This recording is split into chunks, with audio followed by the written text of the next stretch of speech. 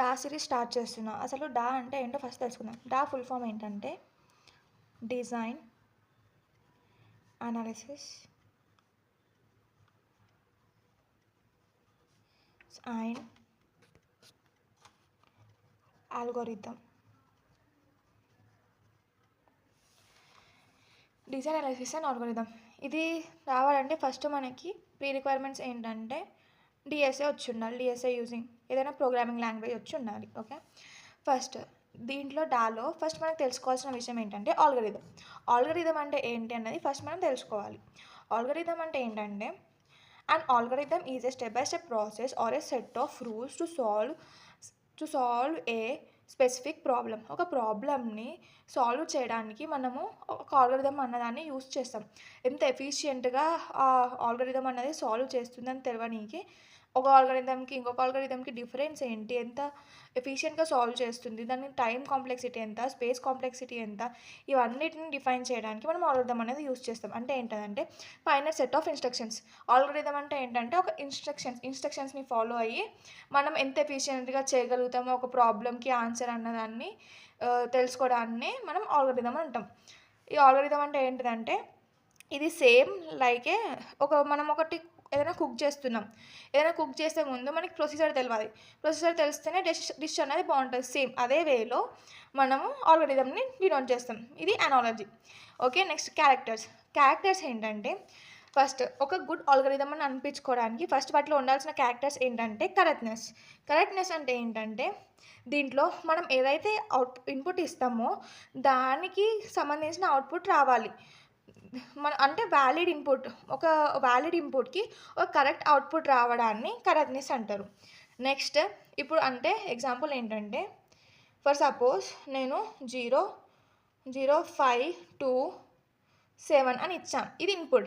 ఇప్పుడు నాకు అవుట్పుట్ ఇది ఏం కావాలంటే నాకు దీంట్లో అన్నిటికంటే లార్జెస్ట్ ఎలిమెంట్ ఏదో నేను ఫైండ్ చేయడానికి నేను క్వశ్చన్ అడిగాను. నాకు ఇప్పుడు ఏంటి ఇది నా అవుట్పుట్ ఏం రావాలి, నాకు లార్జెస్ట్ ఎలిమెంట్ అంటే ఏది 7, నాకు 7 అని చెప్పి ప్రింట్ కావాలి. ఇప్పుడు 7 కాకుండా 10 అంటే ఇర్రిలెవెంట్ అవుట్పుట్ ఇచ్చింది అనుకో, ఆర్ నేను లార్జెస్ట్ అన్నప్పుడు 0 ఇచ్చింది, ఇట్లా డిఫరెంట్గా తప్పు ఆన్సర్స్ ఇచ్చినప్పుడు అది కరెక్ట్నెస్ ఉండదు. గుడ్ ఆల్గోరిథం యొక్క క్యారెక్టరిస్టిక్స్ ఏంటంటే ఇది కరెక్ట్నెస్ అంటే మనకు ఏదైతే ఇన్పుట్ ఇస్తామో దానికి రిలేటెడ్ అవుట్పుట్ మాత్రమే ఇవ్వాలి.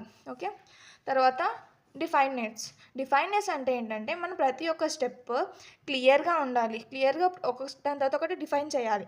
నెక్స్ట్ ఇన్పుట్ అన్నది 0 అయినా తీసుకోవచ్చు, ఇంకా చాలా ఇన్పుట్స్ అయినా ఇవ్వచ్చు. మన డేటాని బట్టి మనము ఈ ఇన్పుట్ వాల్యూస్ అనేవి తీసుకుంటాం. తర్వాత అవుట్పుట్ అంటే ఏంటంటే అట్లీస్ట్ ప్రతి ఒక్క ఆల్గోరిథంకి కనీసం ఆ ప్రొసీజర్ అన్నది అట్లీస్ట్ ఒక అవుట్పుట్ ఇవ్వాలి. దాన్ని అవుట్పుట్ అంటాం. నెక్స్ట్ ఫైనెట్నెస్ అంటే ఏంటంటే నెంబర్ ఆఫ్ స్టెప్స్, అంటే ఇన్ఫైనైట్ స్టెప్స్ కాకుండా నెంబర్ ఆఫ్ స్టెప్స్ తర్వాత మనకు మంచి అవుట్పుట్ అనేది రావాలి.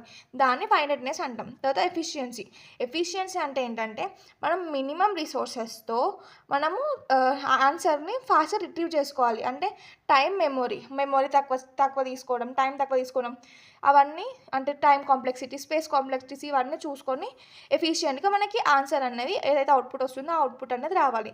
దాన్ని ఎఫిషియన్సీ అంటారు. ఇవి క్యారెక్టరిస్టిక్స్ ఆఫ్ గుడ్ ఆల్గోరిథం. అంటే ఏమేమి ఉన్నాయి? మేజర్లీ 6.